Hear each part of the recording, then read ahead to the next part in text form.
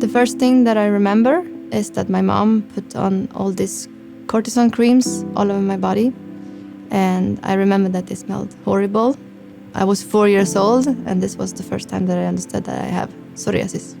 Growing up, I always thought that I had dandruff, in spite of the fact that my mum has psoriasis and always has had. Then a year ago, I asked her to just have a look because I started getting flakes. She started separating my hair, the back of my head. She didn't even reach the scalp until she said, "Yes, Lulu, you have psoriasis. Why didn't you come to me earlier?" If you can just ignore it, then it doesn't really exist. And once you admit it, it's there. You have to acknowledge it, and then you have to take care of it. I'd prefer ignoring it. Now it's too late. Because then, in the end, you still have to take care of it. It's not going to go away. I haven't avoided that intimacy, but it's quite hard and annoying that you know that you have to have this conversation with someone about that you have psoriasis.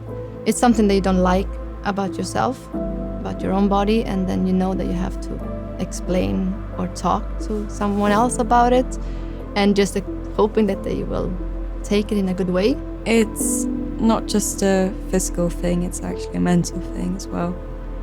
Because there are situations where it's inevitable, you have to show your feet. You go to the beach, you go to a swimming pool. Or some situations, someone has to touch your hair if you go to a hairdresser's, which I don't really do anymore because of this. But in these situations, it's like my brain's no longer in my head, it's wherever my psoriasis is. And that's the only thing I can focus on. I can't enjoy the moment. I can't enjoy the sand between my toes because all I can think about is the fact that my toes are disgusting because of the psoriasis. And I just feel repelled by myself the way I imagine other people feel repelled by seeing these areas or feeling these areas on me.